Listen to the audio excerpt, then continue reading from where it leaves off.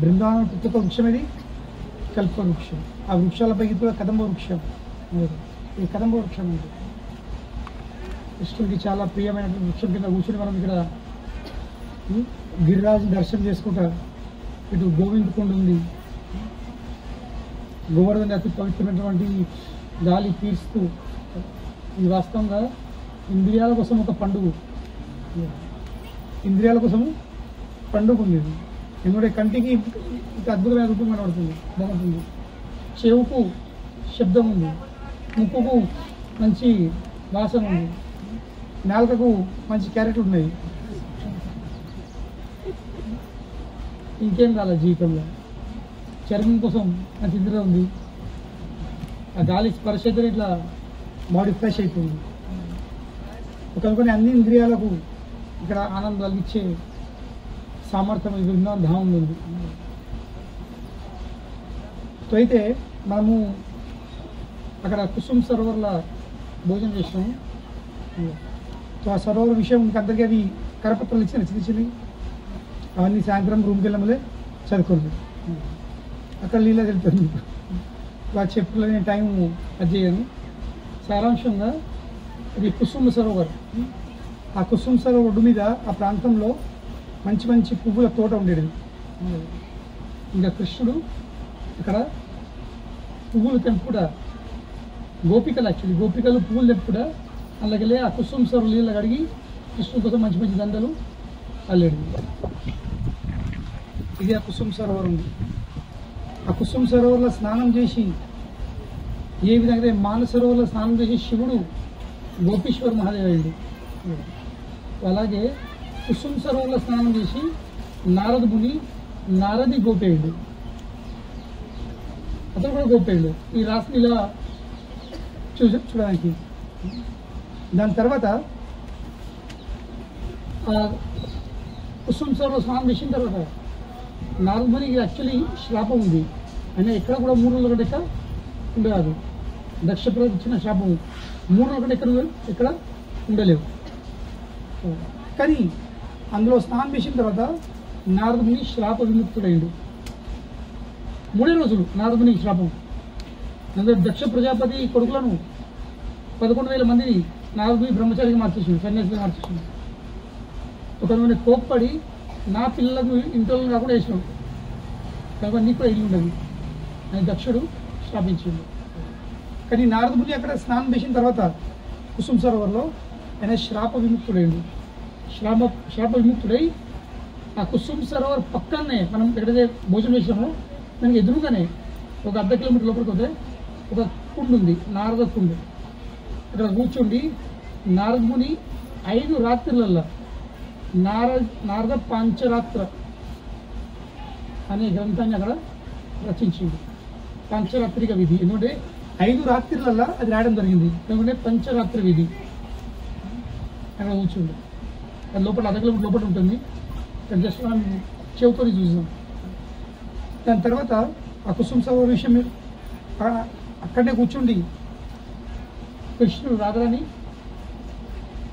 అలంకరిస్తాడు. రాధారాణి అలంకరిస్తాడు, పువ్వులతో అలంకరిస్తాడు. తన చేతుల ద్వేంగతో ఇంటికి చూస్తాడు.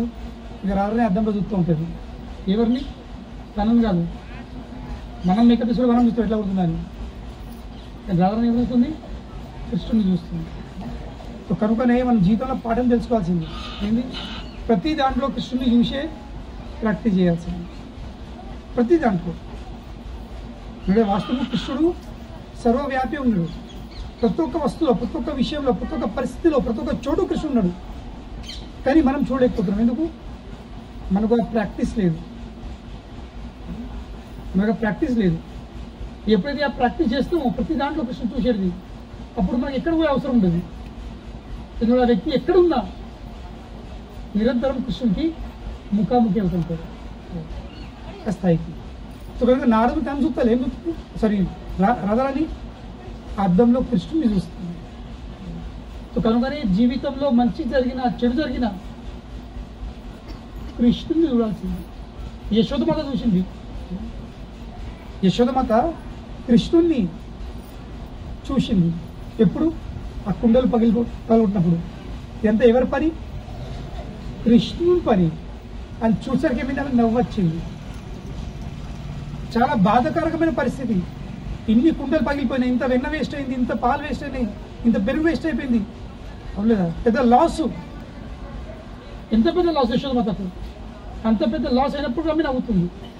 ఎందుకు? ఎవరు చేసినది? కృష్ణుడు చేసింది. ఏమైంది ఆ పరిస్థితిలో? ఆమె కృష్ణుడిని చూసింది. కృష్ణుడు అందుబాటులో లేడు, కృష్ణుడు వెళ్ళిపోయాడు అక్కడికి వెళ్ళి. కానీ కృష్ణుని చూస్తుంది, నా కృష్ణుడు చేసిన పని కనుక నవ్వుతుంది. అంటే ఏంటి? ఆ పరిస్థితిలో కూడా ఆమె అతిథులు అయిపోయింది. అవునులేదా, ఆ బాధలకు, ఆ శోకంకి ఆమె అతిథులు అయిపోయింది. అంటే ఏంటి అతిథులు అంటే? ఆ పరిస్థితులు ఆమెపై ఎలాంటి ప్రభావం చూపించట్లేదు. ఆ స్థితికి చేరుకోవాల్సింది.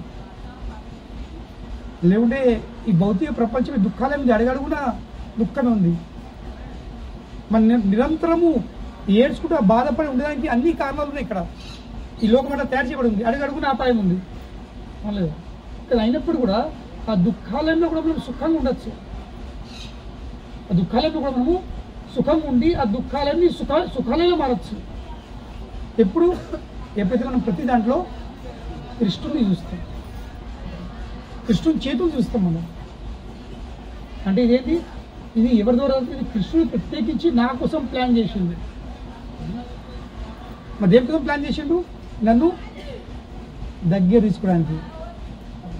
ఈ సమస్య కాదు, ఏంటి ఇది? నాకు దగ్గర చేసుకోవడానికి కృష్ణుడు ఒక ప్లాన్ ఉంది. సో కనుకనే కుంతి మహారాజ్ లాంటి గొప్పమైన భక్తురాలు ఏమని ప్రార్థిస్తుంది? ఎప్పుడు సమస్యలు కష్టాలు రాని, మళ్ళీ ఎట్లా అప్పుడప్పుడు కాదు, ఒకటి రాని, వన్ ఆఫ్టర్ ది అదర్. విపద శాంతుత శాశ్వత్ తత్ర తత్ర జగద్గురు. ఓ కృష్ణ, నా జీవితంలో కష్టాలు సమస్యలు ఒకటి రాని. ఎందుకు అన్నట్టు ప్రార్థిస్తుంది?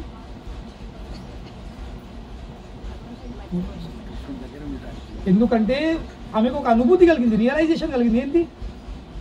మా జీవితంలో ఎప్పుడు కష్టాలు వచ్చినాయో ఆ ప్రతి సమయంలో కృష్ణుడు మాతో పాటు ఉన్నాడు. సుఖమునప్పుడు లేడు. ఎందుకంటే ఈ ప్రార్థన, ఈ స్తుతులు పాడేటప్పుడు కృష్ణుడు ద్వారకి వెళ్ళిపోతుండు. ప్రథమ స్కందము, భాగవతం ప్రథమ స్కందము 8వ అధ్యాయంలో. కృష్ణుడు ద్వారక వెళ్ళడానికి రథంపై ఆరుడమై కూర్చున్నాడు, వెళ్తున్నాను. కుంతిమరి అంటుంది, ఇప్పుడు మా జీవితంలో ఏం సమస్యలు లేవు, నా కొడుకులు చక్రవర్తి సమ్రాట్లు అయినరు, మాకంతా ఐశ్వర్యం వైభవం అన్ని ఇచ్చేసింది. కానీ మీరు వెళ్ళిపోతుంది. మరి ఏం లేనప్పుడు, కష్టాలు ఉన్నప్పుడు మీరు మీ కుటుంబంని మానేసుకొని, మీ పిల్లలను మానేసుకొని, మీ 16,108 భార్యలు మా రాజులు మానేసుకొని, ఇంకా ప్రతి ఒక్క భార్యతోని 10 కొడుకులు, చెప్పండి, అంత పెద్ద కుటుంబంని, అంత పెద్ద రాజ్యంని మీరు వదిలేసుకొని మాతో పాటు ఉంటుంది. ఏ పరిస్థితిలో? కష్టాలు వచ్చినాయి. కానీ ఇప్పుడు సుఖాలు వచ్చినాయి, మీరు వెళ్ళిపోతున్నారు. కనుకనే కష్టాలే మీరు మా దగ్గర ఉండడానికి కండిషన్ అయితే, మీరు మా అందుబాటులో ఉండడానికి కష్టాలే కండిషన్ అయినట్లయితే మేము ఆ కష్టాలను స్వీకరించడానికి సిద్ధంగా ఉన్నాము, రెడీ ఉన్నాము.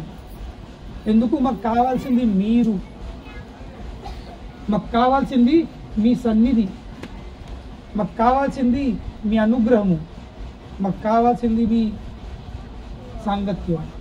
ఆ సాంగత్యం కోసము కష్టాలే ప్రైజ్ అయితే, రేట్ అయితే మేము పెట్టడానికి సిద్ధంగా ఉన్నాం. కనుకనే కుంతి మహారాణి కోరుకుంటుంది ఏమని? మళ్ళీ మళ్ళీ రాని. ఎందుకంటే కష్టాలలో ఎవరైతే మిమ్మల్ని చూస్తారో, భవతో దర్శనో యస్యాద్, ఆ పునర్భవ దర్శన, ఆ వ్యక్తికి మళ్ళీ తిరిగి ఈ భౌతిక సంసారంది, భౌతిక ప్రపంచంది దర్శనం చేసుకునే పరిస్థితి ఉండదు. ఇక అంటే ఏంది? వాడు తిరిగి రాడు, వాడు తిరిగి లోకంలోకి రాడు. ఇక కనుకనే మీ దర్శనం కావాలి. కనుకనే కుంతి మహారాణి కష్టాలు చూడలేదు, ఏం చూసింది? కృష్ణుడిని చూసింది. సో కనుక ఈ ప్రాక్టీస్ జీవితంలో వేసుకోవాల్సింది. అప్పుడు ఈ దుఃఖాలయం కూడా సుఖాలయం అయిపోతుంది, సుఖాలయం అయిపోతుంది. అప్పుడు అడుగు అడుగున ఆపాయం కాదు, అప్పుడు అడుగు అడుగున ఆనందమే ఆనందం ఉంటుంది. నో అపాయం, ఓన్లీ ఆనందం. ఎందుకంటే భక్తులమేందు భక్తులన్నింటికీ అతుకులే పిల్లలు. ఆ కష్టాలు వచ్చి చేతులు జోడించి దండం పెడుతుంటాయి, కానీ ఎలాంటి ప్రభావం చూపాయి, వెళ్ళిపోతాయి. అత్తయ్య చేతులు ఉంటే దండం పెట్టి వెళ్ళిపోతాయి. ఆ స్థితిలో ఈ బృందావన్ భాషలు ఉంటారు. ఈ బృందావన్ భాషలు అందరూ భక్తులందరూ ఎప్పుడు ఆస్తున్నారు. ఎందుకంటే వాళ్ళకి నిరంతరం కృష్ణుడు ఉన్నాడు. ప్రతి దాంట్లో వాళ్ళు కృష్ణుడు చూస్తున్నారు, ప్రతి దాంట్లో కృష్ణుడు చూస్తున్నారు. ఇది మనం ఇక్కడ నేర్చుకోవాల్సిన విషయం. కుసుమ సరోవరం. దాని తర్వాత ఇప్పుడు ఇక్కడ కూర్చున్నాము. గిరిరాజు ఇంత దగ్గర దర్శనం ఎక్కడ కూడా కాదు. మొత్తం చక్కబడి 12 కిలోమీటర్లు ఆ మూలకి ఈ మూలకు. ఇంకా చిన్నగా అయితే పోతుంది.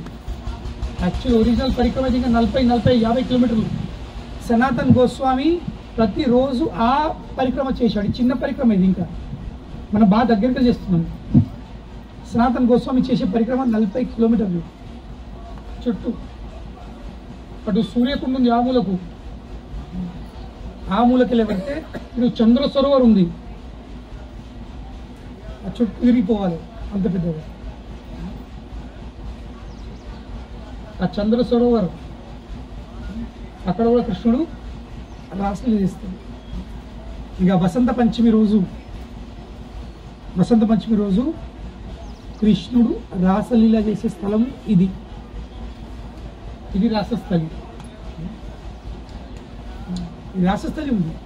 గిరిరాజ్ శరత్ పూర్ణిమప్పుడేమో బృందావనంలో, వసంత పంచమి అప్పుడు ఇక్కడ వసంత రాస్ అంటారు దీన్ని.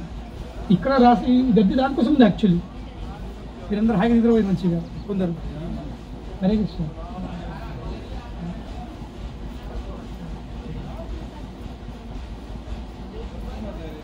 ఇక్కడ నుండే కృష్ణుడు మధ్యలో నుండి రాశిలో పారిపోయింది. ఎందుకంటే గోపికలకు కొంచెం అంత అహంకారం వచ్చేసింది. కృష్ణుడు మాతో పాటే ఉన్నాడని, నాతో పాటే ఉన్నాడు, మా కాదు నాతో పాటే ఉన్నాడని ఏమైంది. అహంకారం వచ్చేసరికి కృష్ణుడు అంతర్ధానం అయిపోయాడు. ఇక ఇక్కడ నుండి మొత్తం గోపికలు వెతుకుతుంది. శ్రీమద్ భాగవతంలో దశమ స్కందంలో ఇది రసపంచాధ్యాయం 29 నుండి 28 నుండి 32 వరకు రసపంచాధ్యాయం రాసలీల విషయం. కృష్ణ అంతర్ధానం అయిపోతుంది. గోపికలు ఎత్తుతున్నప్పుడు ఇక ఏం చేస్తారు, వెతుకుంటా వచ్చేసరికి కృష్ణ ఏం చేసిండు, చతుర్భుజ రూపం ధరించిండు, నారాయణ రూపం. మందిరం అక్కడ దూరం చంద్రసూర్యుడు చతుర్భుజ నారాయణ రూపం. అందరూ గోపికల చేతుతుంది. చూసారు నారాయణ దండం పెడుతుంది. నారాయణ సార్ దండం పెడుతుంది. దండం పెట్టి ఏమంటే చెప్తుంది, నారాయణ మీరు కృష్ణుని చూశారా? నారాయణ అడుగు, నారాయణ మా కృష్ణుని చూశారా? నారాయణుడు అటువైపు చేతుడు అటు వెళ్ళిపోయాను. ప్రతి ఒక్క గోపిక ఎత్తుంది, దండం పెడుతుంది. నారాయణ మా కృష్ణుని చూశారా? అటువైపు వెళ్ళింది. కానీ చివరికి రాధారాణి వచ్చేసింది. రాధారాణి వచ్చిన మూలే దండం పెట్టింది. నారాయణ మా కృష్ణుని చూశావా? ఇట్లా చేతులు లేవట్టి ఇట్లా చెప్పడానికి. కానీ ఏమైనాయి, ఆ 2 చేతులు ఎక్స్ట్రా చేతులు కరిగిపోయినాయి, మాయమైపోయినాయి. ఆ 2 చేతులు మాయమైపోయి మళ్ళీ కృష్ణుడు మళ్ళీ ఒరిజినల్ త్రిభంగ స్వరూపంలో వచ్చేసింది. అంటే ఏంటి, రాధారాణి ఒక ప్రేమ భక్తి సమక్షంగా కృష్ణుడి నటన చెల్లలేదు. అవన్నీ ఇక్కడ జరిగిన లీలలో ఉన్నాయి. ఈ వసంత రాసలీలలో ఆ లీల దొరుకుతుంది అన్నమాట. కానీ ఇక్కడ వాస్తవంకు గోవర్ధన్ గిరి గోవర్ధన వీరి ప్రాకట్యం ఎలా జరిగింది. तो गोलोक वृंदावन हाँ प्राकट्यम ఈ లోకంలో ప్రకటన. సో గోలోక బృందావన ధామంలో ఒకరోజు రాధారాణి కృష్ణుతో విన్నపం చేసింది. ఒకరోజు యాక్చువల్గా ఒకరోజు అనరాదు, ఎందుకంటే అక్కడ ఒక రోజు అన్నది ఉంటుంది, ఎందుకంటే అక్కడ టైమే లేదు కదా. గోలోకం స్పెషాలిటీ ఏంది, అక్కడ టైం అన్నది లేదు. టైం సరిపోతుంది, పాస్ట్ ప్రెసెంట్ అండ్ ఫ్యూచర్ వచ్చేస్తుంది. టైం అనేసరికి భూత భవిష్యత్తు వచ్చేస్తుంది, వర్తమానం. కానీ అక్కడ టైం అన్నది లేదు. కానీ అయినప్పుడు కూడా టైం లేనప్పుడు కూడా ఒక రోజు అనాల్సిందే. ఇంకా ఒకసారి కూడా టైం లేదు కదా. సో రాధానికి ఒక కోరిక పుట్టింది. ఆమె కృష్ణుతో విన్నపం చేసింది, అయ్యా కృష్ణ, మీరు మన ఏకాంతం కోసం, మన ఏకాంత లీల కోసము ఒక్క అతి అద్భుతమైనటువంటి రమణీయమైనటువంటి మీరు స్థలంని ఏర్పాటు చేయండి. అక్కడ ఏం డిస్టర్బెన్స్ ఉండకూడదు, ఆ స్థలమే అతి అద్భుతంగా ఉండాల్సింది అని కోరిక వచ్చింది. సో రాధాని రిక్వెస్ట్ చేయగానే కృష్ణుని హృదయంలో ఉన్న ఆ రాధారాణి పట్ల ప్రేమ, కృష్ణుని హృదయంలో ఆ రాధారాణి పట్ల ఉన్న ప్రేమ ఒక చిన్న రేవ రూపంలో కృష్ణుని హృదయంలోకి వెళ్ళి ప్రకటించి ఇక్కడ రాసస్థలిలా పడ్డది. రాసస్థలి పడేసరికి అప్పుడప్పుడే ఆ చిన్న రేవ, చిన్న కణ యాక్చువల్లీ ఒక చిన్న రేవల మారింది. ఆ రేవ ఒక చిన్న స్మాల్ పెబల్, రాయి పెరుకుట ఒక పర్వతమైంది, ఒక గుండె అయింది. గుండు నుండి ఒక పర్వతమైంది. ఆ పర్వతమే గోవర్ధన గిరి. సో గిరిరాజు ఎవరు?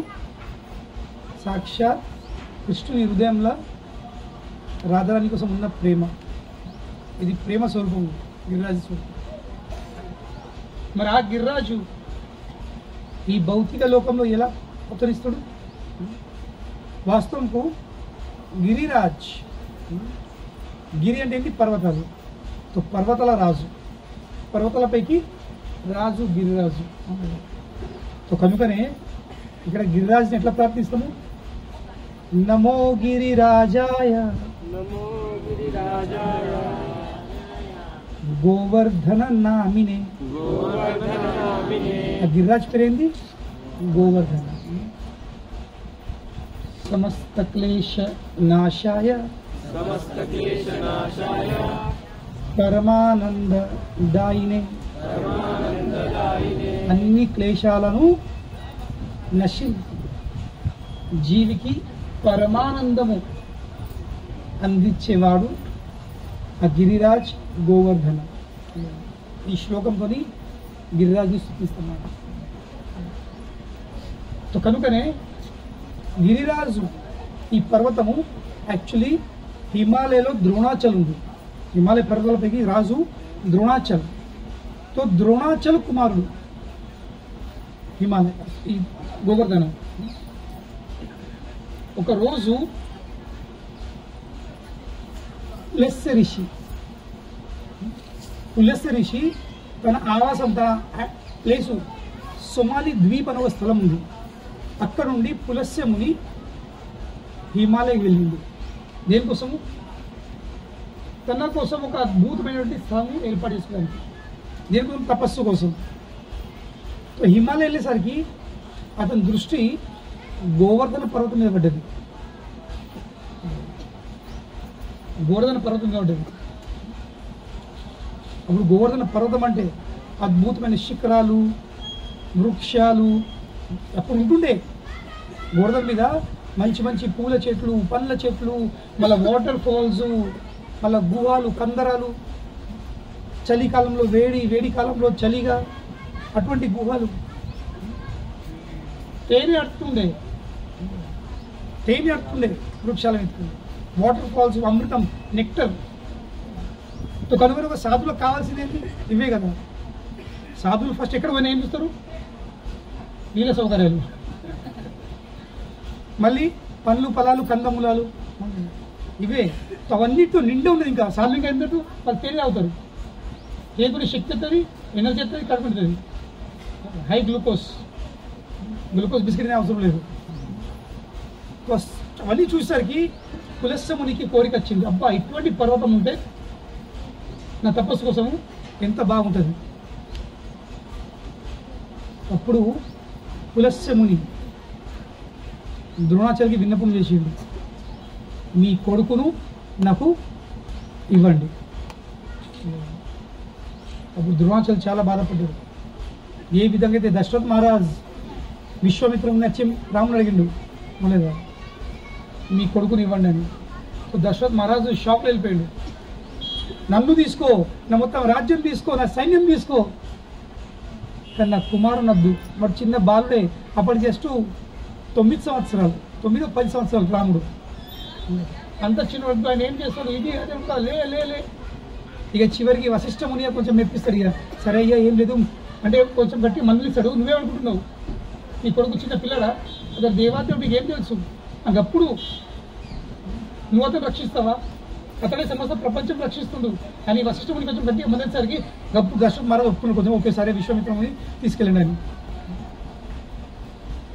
కనుక పులస్త్య ముని వినపం విని ద్రోణాలకు బాధ అనిపించింది.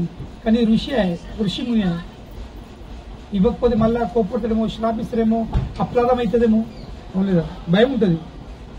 సో కనుక ఏం చేసిండు, సరే గోవర్ధన నువ్వు పులస్త్య మునితో పాటు వెళ్ళిపో. చాలా బాధపడకుండా ఏడ్చుకుంటా పులస్త్య ముని గోవర్ధన్ని అప్పయిపోయిండు పో అని. కానీ గోవర్ధన్ కండిషన్ పెట్టిండు, తండ్రి కొడుకుని విడిపోయలేదు, కొడుకు తండ్రితో విడిపోయలేదు. కానీ సేమ్ టైం గోవర్ధన్ ఇక్కడ పోవాలని ఉంది, అక్కడ వెళ్ళి పోవాలని ఉంది గోవర్ధన్ కూడా. కానీ కండిషన్ పెట్టిండు. ఏందా కండిషను,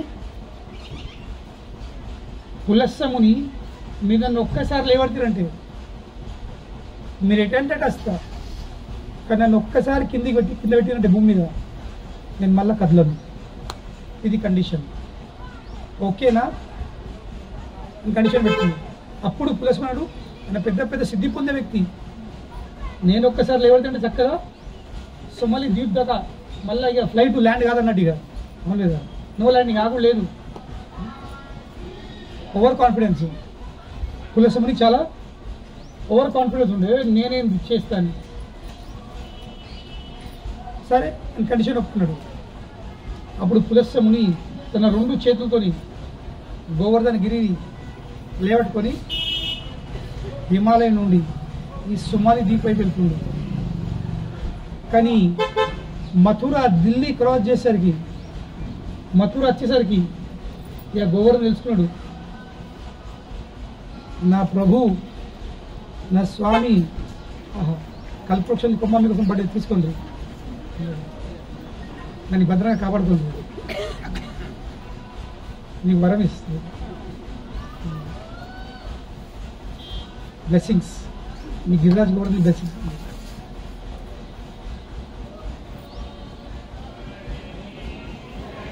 కనుకనే ఈ ప్రాంతంలో నా స్వామి నా ప్రభు కృష్ణుడు ద్వాపరయుగంలో అవతరిస్తాడు.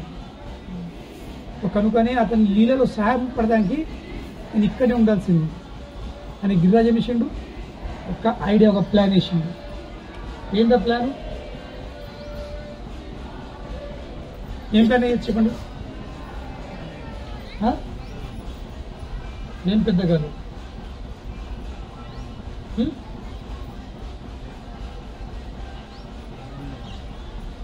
తన వెయిట్ని పెంచిండు, బరువును. గిరిరాజ్ది బరువు పెరిగేసరికి పులస్త్య ముని కడుపులో ప్రెషర్ పెరిగింది. ఆ ప్రెషర్ ఇక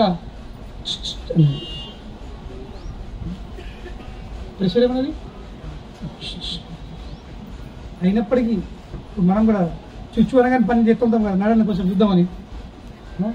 సరైన అనుకూలమైన వాతావరణం స్థలం లేకపోతే ఎందుకు కొంచెం కంటిన్యూ చేస్తూ ఉంటుంది. కానీ మళ్ళీ చూచి ఏమంటుంది, పలుకుడు చాలా అవుతుంది, పలుకుతుంది. ఇక ఆ పలుకుడు వినకపోతే ఆ పలుకు కీకిల మారుతుంది. ఇక కీకిల మారిందంటే ఇక అన్ని పనులందరూ వదిలేసుకున్నాడు. ఎన్ని పనులున్నా, ఎంత ఇంపార్టెంట్ పనులున్నా, లగ్గంలో ఉన్నా, అయినాలో ఉన్నా, ఎక్కడున్నా కానీ ఆ పనులు చెప్తాం. తలంలో తలవేద్దు, తాలిం తర్వాత ఫస్ట్ వస్తాను. పులస్స మునిది మొత్తం ప్రెషర్ ఎంత పెరిగిపోయింది. లే లే లే లే లే లే అన్నాడు. ఇంకా నేను కంటిన్యూ అయినా మొత్తం శరీరం అపవిత్రం అయిపోతుంది. ఇక మొత్తం శరీరం బట్టలన్నీ పచ్చిగా అయిపోతుంది.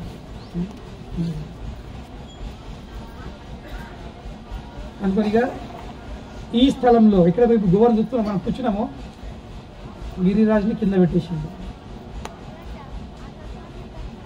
పెట్టి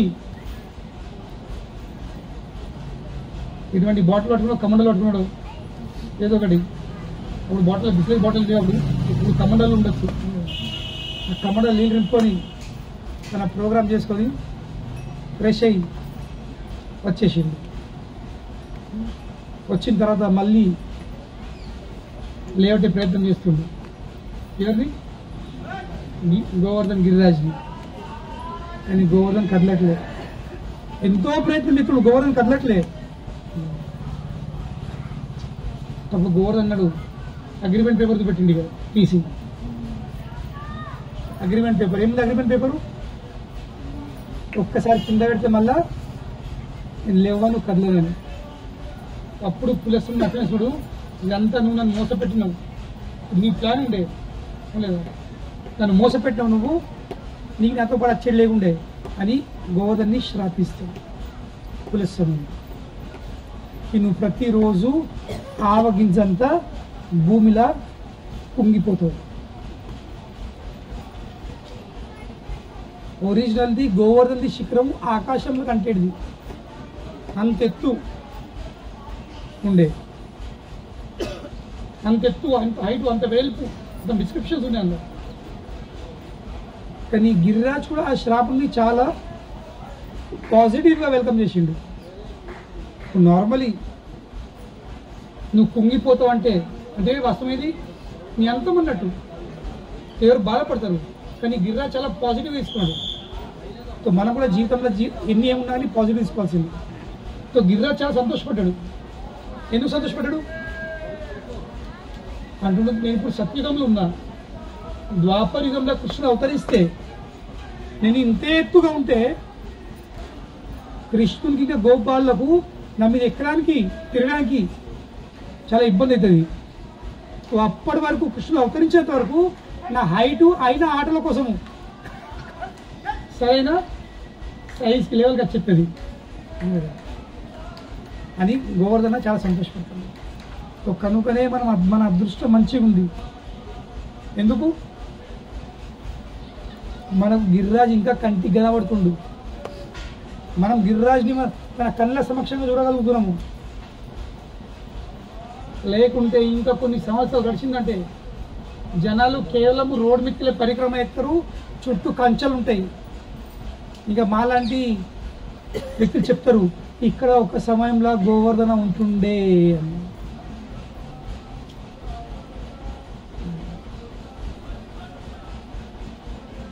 అంతే చెప్తారు. ఎందుకు? కంటికి మనపడింది. కనుక ఎప్పుడైతే కృష్ణుడు ఈ భూలోకంలోకి అవతరించడానికి రెడీ అయిందో అప్పుడు రాత్రి చెప్తాడనమాట. ఇప్పుడు మీరు కదా ఫంక్షన్లో పోయి ఉంటే పొద్దు చెప్పారు, సాయంత్రం ఆఫీస్కి వెళ్ళి తొందర వస్తే పని తొందర రెడీగా ఉండు, పెళ్ళికి పోయిందని చెప్తారు. లేదు ఒకరింటికి భోజనం పోయింది కానీ రెడీగా ఉండు. కానీ అట్లా కృష్ణ చెప్తాను రాధారానికి, మనకు భూలోకంలో వెళ్ళేది ఉంది, రెడీగా ఉండని. రాధాని చెప్తుంది, నేను రాను, కండిషన్ ఉంటాయి కదా, ఆడవాళ్ళు ఎప్పుడు కండిషన్ పెడుతూ ఉంటారు. అక్కడ ఉండి వస్తుంది పరంపర, అక్కడ ఉంది కండిషన్లు పెట్టేది. సో రాధాని కండిషన్ పెడుతుంది. ఏం కండిషను? నేను ఒక్కడే కండిషన్లు వస్తా మీతో పాటు. ఏంద కండిషను? నాతో పాటు బృందావన్ రావాలి. బృందావన్ రాకపోతే నేను రాను. యమున నది ఉండాలి, ఇంకా గిరిరాజ్ గోవర్ధన్ ఉండాలి. మీరు ముగ్గురు ఉంటేనే నేను వస్తా, లేకుంటే నేను రాను. తప్పు చెప్పుడు ఆల్రెడీ ముగ్గురిని ముందే పంపించిన, ఇక నువ్వు రాయి.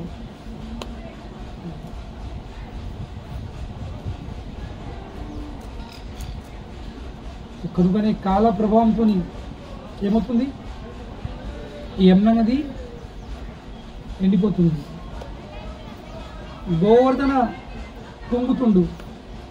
ఒక్కరోజు యమున నది ఉండదు, యమున నది ఒక రోజు ఉండదు. ఇక గోవర్ధన కూడా ఉండడు, ఉంటుంది కేవలము ఈ బృందావన్ ధామం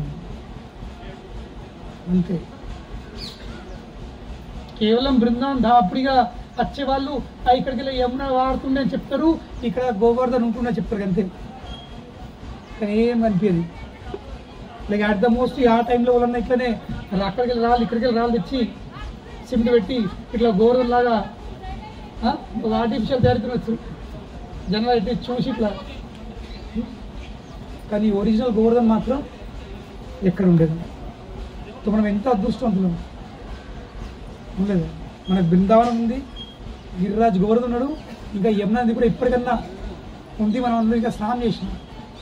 ఎంత అదృష్టం ఉంటుంది. కాబట్టి దీన్ని మనము చాలా భద్రంగా కాపాడుకోవాల్సింది. ఈ అవకాశాన్ని సద్వినియోగం చేసుకోవాల్సింది. ఇది గోవర్ధన్ది ప్రాకట్యం. ఈ భూలోకంలో ఇంకా ఆధ్యాత్మిక జీవితం. దాని తర్వాత గోవర్ధన జీవితానికి అందరికీ తెలిసి ఉంది, అందులో ఎక్కడ వివరించి చెప్పే అవసరం లేదు. మనమందరము విన్నాము, చదివినాము, చూసినాము లేదా, కానీ ఏం మారలేము. ఏం మారలేము. ఇంకా అనుమానపడుతుంటాము, ఇంకా ఇంకా అవుతున్నాము, జీవితం గడిచిపోతుంది, ఇంకా సందేహాలు పోతలేవు, ఇంకా మాయలకు వెళ్ళి భ్రమకి వెళ్ళి బయటపడతలేము, ఇంకా బంధాలకు వెళ్ళి బయటపడతలేము, ఇంకా బంధాలు తెగుతలేవు. అన్నీ చూస్తున్నాము, అన్నీ విన్నాము, అన్నీ చదివినాము.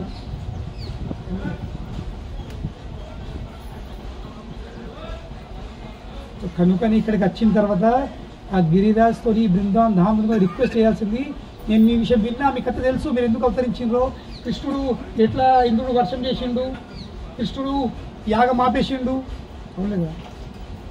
కనుకనే మీ పూజ ఇంద్ర పూజ చేయకపోతే మీ పూజ చేస్తే ఇంద్రుడు మొత్తం వరదలు, వర్షాలు, పిడుగులు, తుఫాన్లు అంతా చేసినాయి. మొత్తం బృందావనాన్ని మునగొట్టిండు ఒక విధంగా. ఇంత వర్షము ఆ సంవర్తక మేఘాలు వచ్చేసినాయి. మొత్తం కింది భూమి, ఎత్తు భూమి, నదల భూమి ఒక్కడైపోయింది, మొత్తం నిండిపోయింది. అందరి ఇల్లు మునిగిపోతున్నాయి. ఆవులు, గోశాలు అన్నీ పడిపోయినాయి. ఆవులు అటు ఉరుకుతున్నాయి, చలికి తట్టుకోలేక, గాలికి తట్టుకోలేక. అప్పుడు సమస్త బ్రజవాసులు కృష్ణ కృష్ణ మహాభావో తమ్ నాథ గోకులం ప్రభో, అయ్యా మీరు గోకులంకి ప్రభు ఉన్నారు, మీరే మాకు ఆశ్రయ, మీ మాట విన్నాము, మీ మాట విని ఆ ఇంద్ర పూజ మానేసి మేము గోవర్ధనతో ఎత్తిమి, ఇప్పుడు పరిస్థితి ఇలా ఏం చేస్తాం, మీరే కాపాడాలి, మీరు రక్షించాలి అని అందరూ శ్రీకృష్ణ భగవాన్ నుంచి శరణ్ వేడుకున్నారు. ఇక భగవంతుడు శరణ్ వేడుకున్న తర్వాత భగవంతుడు రక్షిస్తాడా రక్షించడా ప్రశ్న కాదు, రక్షించడు. కానీ కావాల్సేది నమ్మకం. కాబట్టి కృష్ణుడు రండి నాతో పాటు. అదే కృష్ణుడు చెప్పాను కదా మొన్న, నాతో పాటు రాన్నప్పుడు అని ఏం చేసింది, ఎస్ అనుమాన పడుతుంది, ఏం తీసుకుపోతాడు. ఇప్పటిదాకా ఇంత మాట ఇంటి ఇట్లా పరిస్థితి, ఇంకా మాట ఇంటి ఏమవుతావు, అవును కదా. ఇంద్ర పూజ మానేది ఈ పరిస్థితి అయిపోయింది, మరి ఇంకా రమ్మంటాడు, మరి ఇంకేం చేస్తాడు. కృష్ణుడు ఇట్లా చెప్తాడు, ప్రేక్షిస్తాడు, మరి నా మాట నమ్మతారు లేదని కొంచెం మధ్యలో కొంచెం ప్రాబ్లం ఇస్తాడు. అష్టమ స్కందంలో సముద్రం చిలికినప్పుడు కదా, మీరు దేవతలు ఏమని చెప్పాడు, మీరు రాక్షసుతో సంధి చేసుకొని పోయి మందర పర్వతం తీసుకొని సముద్రం చిలుకుంటారు. వీళ్ళు మాట విన్నారు, రాక్షసులతో సంధి చేసుకున్నారు, పోయి మందార పర్వతం తీసుకొని వస్తున్నారు. కానీ దారిలో ఏమైంది, దారిలో మందార పర్వతం పడిపోయింది. పడిపోయి మొత్తం రాక్షసులు దేవతలు అందరూ దాని కింద పిండి పిండి అయిపోయింది. కాళ్ళు ఇరిగిపోయినాయి, చేతులు ఇరిగిపోయినాయి, పుర్రెలు వలిగిపోయినాయి, ప్రాణాలు పోయినాయి. ఇంకా మాట నెక్స్ట్ టైం మీ మాట మీకు ఈ పరిస్థితి ఉంది. అద్దురా బాబా, మీరు అద్దు, మీ మాట అద్దు. అటువంటి పరిస్థితి తీసుకొస్తాడు కృష్ణుడు. అటువంటి పరిస్థితి తీసుకొస్తాడు. మన మనసులనే తన పట్ల సందేహాన్ని పుట్టిస్తాడు. మన మనసులో పరిస్థితి తీసుకొస్తాడు. మరి నేను మాట వినద్దా, ఇంతకీ పరిస్థితి అయిపోయాయి, ఇంకా వింటే ఇంకేమవుతుందో అని సందేహం వచ్చేటట్టు పరిస్థితులు కృష్ణుడు నిర్మాణం చేస్తాడు. ఇది కృష్ణుడి గుణం. నట్కడ అంటారు కృష్ణుడు. నట్కడ అంటే ఏంటి?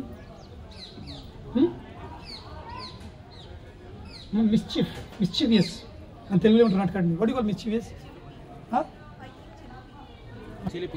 శిల్ప్య.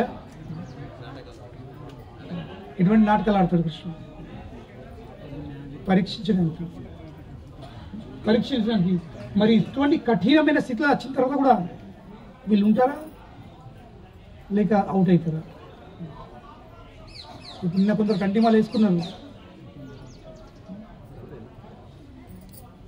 ఈజీ కాదు అది. నేను కదా మొదటిసారి నేను 2000లో మాయపూర్ పోయి ఉంటే యాత్రకు. మాయపూర్ పోయి అప్పుడు నేను జస్ట్ స్టూడెంట్ కదా, ఫస్ట్ టైం పోయినా మొత్తం గుండు గురించి వచ్చిన పిల్లతో పిల్లక పెట్టుకుని అందరు గుండేసుకొని నేను చేసుకున్నా. ఇంటికి వచ్చిన పోలే మా అమ్మ మా నడపన కొత్త షూజూర్కి వచ్చినాడు. ఆ బూట్లో ఈ సీరియస్ చంపిందండి నెత్తి మీద. మా ఇజ్జత్ ఇస్తావా, మా మానం ఇస్తావా, ఇట్లనా అట్లా అనుకుంటా. 4-5 సార్లు నిద్రపోయి పడుకుంటే కత్తెరట్టి పిల్లక కడేసే ప్రయత్నం చేసింది. మా విలువ అవుతుంది మందిలో మా మానం ఇస్తావా, మా విలువ అవుతుంది, మా ఇజ్జత్ ఇస్తాను కూడా. అటువంటి పరిస్థితులు ఎత్తారు బాగుంటుంది. కనుక నేను నా కంటి మాల వేసుకుంటే జాగ్రత్త. ఇంటికి పోయిన వాళ్ళు ఏమవుతుంది?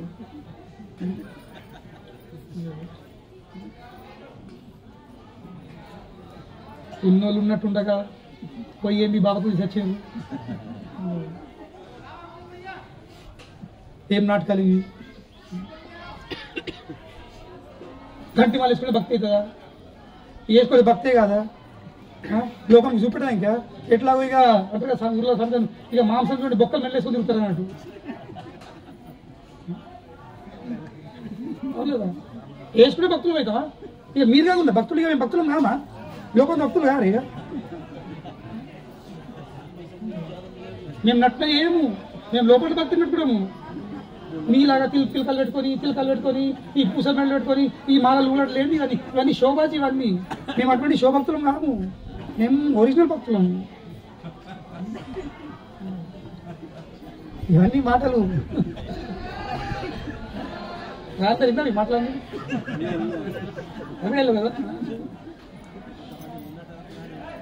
అవే డైలాగులు ఉంటాయి.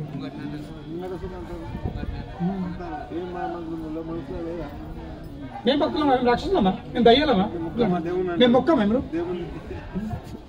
ఏదో మందిరం పోయి మొక్క మొత్తం కానీ ఇదంతా ఏంది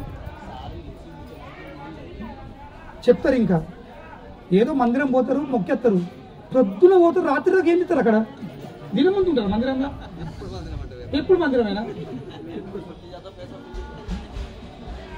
ఇవన్నీ మాటలు వినబడదు అప్పుడు. అంటే ఎటువంటి పరిస్థితి అంటే మనకి సందేహం వస్తుంది, మరి ఎందుకు వేసుకుంటే మరి వేసిన తప్పు వేసుకున్నా అట్లా అనిపిస్తుంది. ప్రభుత్వం కోసం వేసిండా అందులో వేసుకుంటలేదు ఇంకా ప్రభుత్వం చేత. ఇవన్నీ ఆలోచనలు ఇటువంటి వస్తాయి, పరీక్షిస్తారు భగవంతుడు. కానీ బ్రజవాసులు ఎవరు? చలో అంటే చలో రండి అన్నాడు, అందరు వచ్చేసిండు. ఇంకా వాళ్ళ ముంగటి కృష్ణ విషయుడు ఇక్కడికి వచ్చి ఆ గోవర్ధన్ గిరిని లేవట్టుంది. రండి అన్నట్టు లోపలికి. ఇంకా మామూలుగా భయమేస్తుంది. లేవట్టిండు, లోపలికి రమ్మంటుండు, అంత బయట పడటం లేదు. ఉండే గావుకు మళ్ళెత్తుంది. ఆయన చేతికి కదిలినంటే పడినంటే ఆ బయట ఉన్నదానికి కొంచెం శవం దొరుకుతుంది, కింద పోతిమంటే శవం దొరకదు లేదా? అటువంటి పరిస్థితి నిర్మాణం దొరికిస్తుంది. కానీ భక్తులు అంటే ఏంటి? కళ్ళు మూసుకొని ముందుకు వెళ్తారు, కళ్ళు మూసుకొని గుడ్డిగా ముందుకు వెళ్తారు. ఆ నమ్మకం మొత్తం బ్రజవాసులు పర్వతం కిందికి వచ్చేసాడు. పొద్దున ఏమని చెప్పాను, గోవర్ధనుని ఇలా చేసే ఉద్దేశం ఏముంది, ఇంద్రుడి అహంకారము నశించింది. కానీ అది బాహ్య కారణం. లోపటి కారణం ఏంది, బృందావనంలో ప్రతి ఒక్కరికి ఒక్కటే ఫీలింగ్ ఏంది, నేను నిరంతరము కృష్ణునితో పాటే ఉండాల్సింది. 24 hours 24/7/365 కృష్ణునితో పాటే ఉండాల్సింది. కానీ ఎవరికి అటువంటి అవకాశం దొరికిపోతుండే.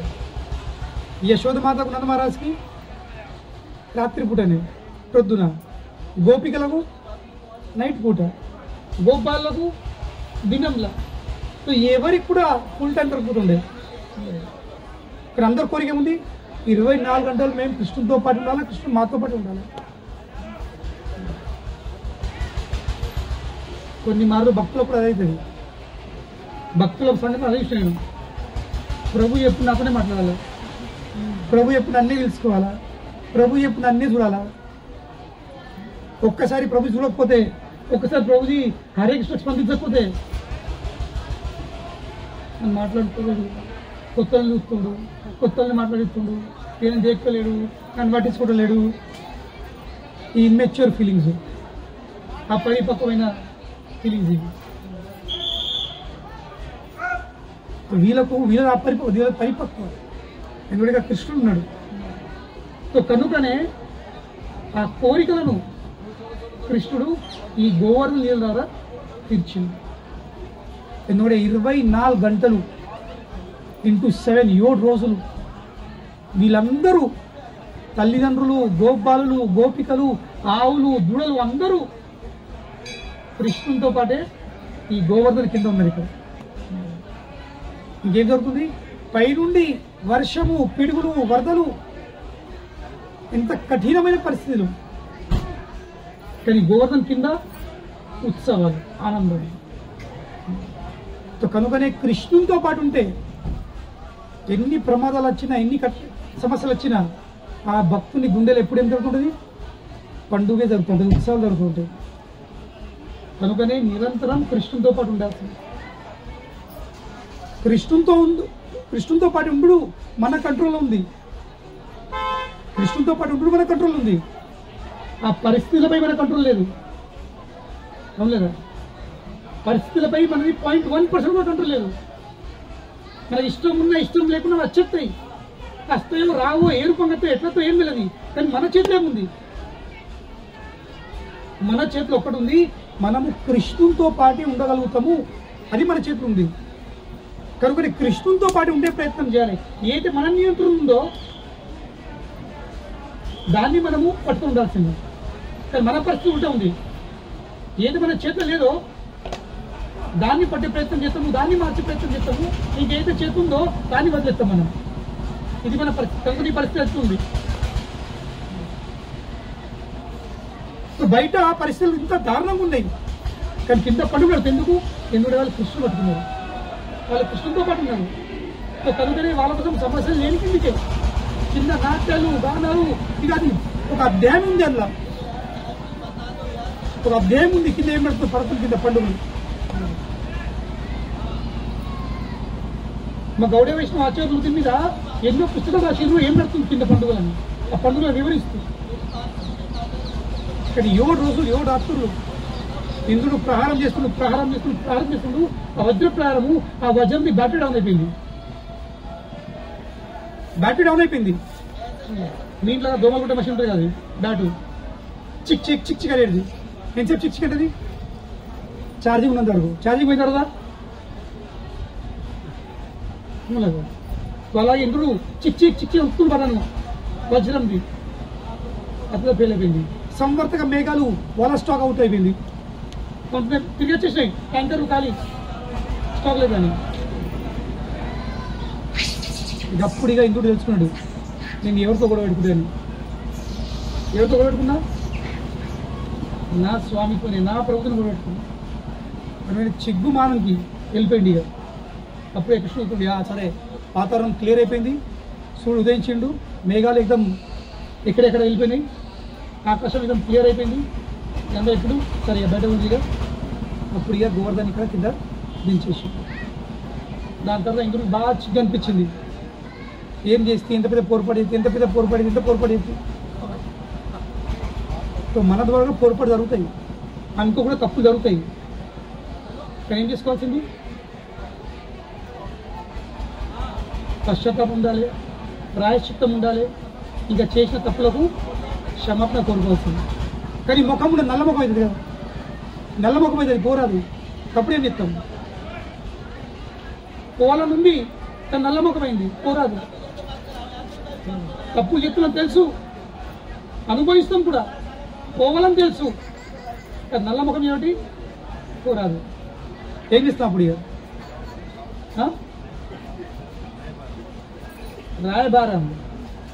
రాయబారం కాదు, ఒక వ్యక్తిని మధ్యవర్తి తీసుకోవాల్సింది, ఒక వ్యక్తిని ముందడేసుకోవాల్సింది. మరి ఏ వ్యక్తిని, ఎవరిని ముందేయాలి?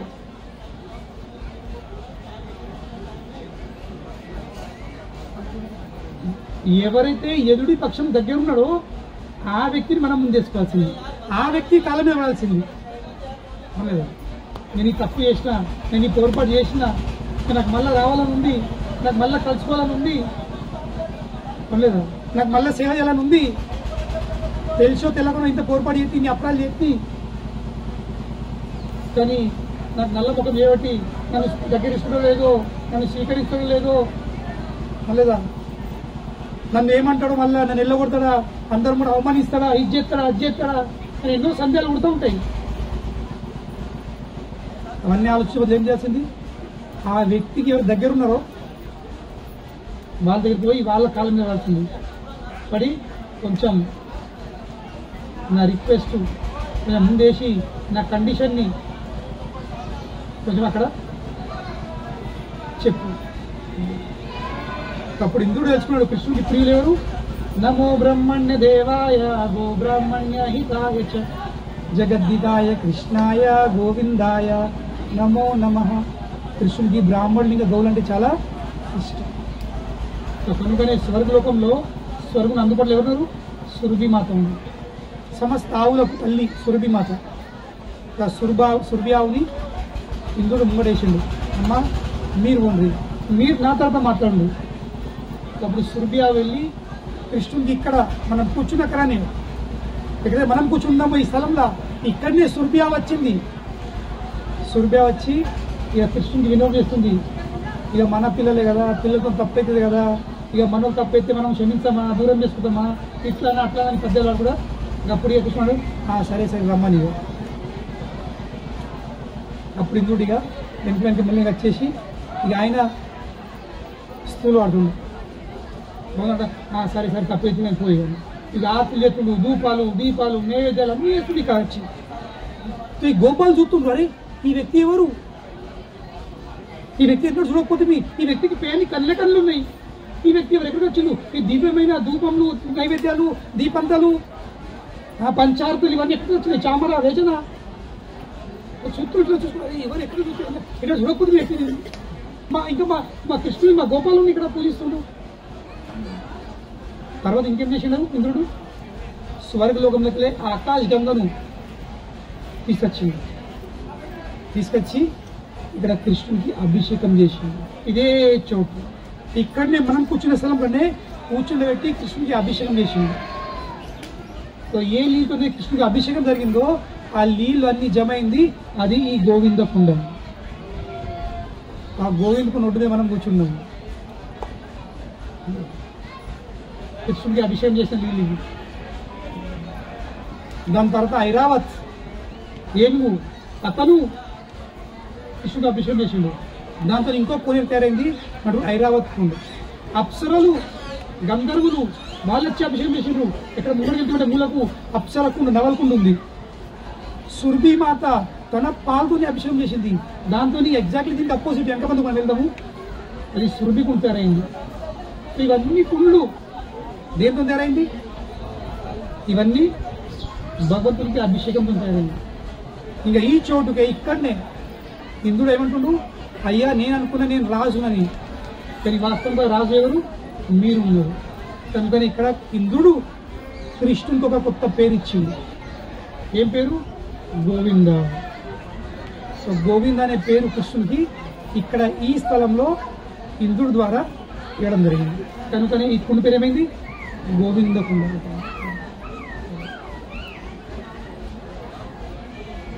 గోవింద కుండ. సో ఇందులో తెలుసుకునే గుణపాఠాలు చాలా ఉన్నాయి, కానీ ఒక్కటి రెండు గుణపాఠం ఏంటి? ఇంద్రుడు ప్రహారం చేసేటప్పుడు గోవర్ధన్ మిక్కెలే ఎన్నో వృక్షాలు ఉన్నాయి, కానీ ఒక్క వృక్షం ఒక్క ఆకు కూడా కింద రాలేదు. ఇన్ని వరదలు, పిడుగులు, వర్షాలు, ఒక్క ఆకు కూడా కిందికి రాలేదు. ఎందుకు రాలేదు? ఎందుకంటే ఆకుని సంబంధము ఆ వృక్షంతో ఉంది. ఆ వృక్షంకి సంబంధము గిరిరాజుతో ఉంది. ఇంకా గిరిరాజు సంబంధము కృష్ణుంది చిట్కెనెల్ది గోరు మీద ఉంది. అంటే ఏంటి? కృష్ణుడితో సంబంధం చేసుకున్నావా? ఈ ప్రపంచంలో ఏ శక్తి కూడా నేను చేయలేదు. మరి ఇంత సంబంధమా? ఇట్లా సంబంధమా? ఎంత సంబంధం? గోరు. కనుకనే కృష్ణుడు భగవద్గీత ఏమి చెప్తుండు? నేహ విక్రమణాశోస్తి ప్రత్యవాయు నవిద్యతే సు అల్పం అప్యస్య ధర్మస్య త్రాయతే మహత్వభయ. ఒక వ్యక్తి కొంచెం, సు అంటే అల్పం అంటే కొంచెం, సువల్పం అంటే మరి కొంచెం. నువ్వు కొంచెం కూడా భక్తి చేసినావా? కొంచెం, మరి కొంచెం వేసినావా? ఈ సంసార సాగరం తరిస్తావు. త్రాయతే మహత్వ భయాత్. ఎటువంటి సంసార సాగరం ఇది? విశాలమైన భయంతో కూడిన సంసార సాగరం నువ్వు దాటగలుగుతావు. సో కనుకనే మనకు బాగా దాటుకోవచ్చు భక్తి. కొంచెం చేసి ప్రయత్నం చేయాలి. ఆ కొంచెం ఏంది? కృష్ణుడి నామ జపము. హరే కృష్ణ హరే కృష్ణ కృష్ణ కృష్ణ హరే హరే హరే రామ హరే రామ రామ రామ హరే హరే. ఆ కొంచెం చేసినామా? ఆ కొంచెం మీద చూసుకుంటుంది. కనుకనే అయ్యో మాంసం మానేసుడా, మద్యం మానేసుడా, ఉల్లిపాయ మానేసుడా, ఎల్లిపాయ మానేసుడా, చాయ్ మానేసుడా, కాఫీ మానేసుడా, ఇవి మానేసుడా, అవి మానేసుడా, దాని విషయం మీకు ఆలోచించుకుంది. మానే విషయం వదిలేసి ఆలోచించుకుని పట్టేదాన్ని బట్టి ఆలోచించుకుంది. పట్టేటేంటి? భగవంతుని తన నామరూపంలో. ఒక్కసారి నామం వచ్చిందా, కృష్ణుడి గుండెలో వచ్చిందా, ఇక మిగతా పని చూసుకుంటాడు. చూడలేదు, కృష్ణుని ఇంట్లో దొరకొట్టుంది. ఫస్ట్ కృష్ణుని ఇంట్లో దొరకొట్టుంది. మన ఇంట్లో కదా గుండెలు కబ్ చేసుకుని కూర్చుంటే, అందరూ ఇంట్లో కబ్ చేసుకుని కూర్చుంటే కేవలం పోలీసులు లోపల దొరకొట్టు ఏం చేస్తాడు?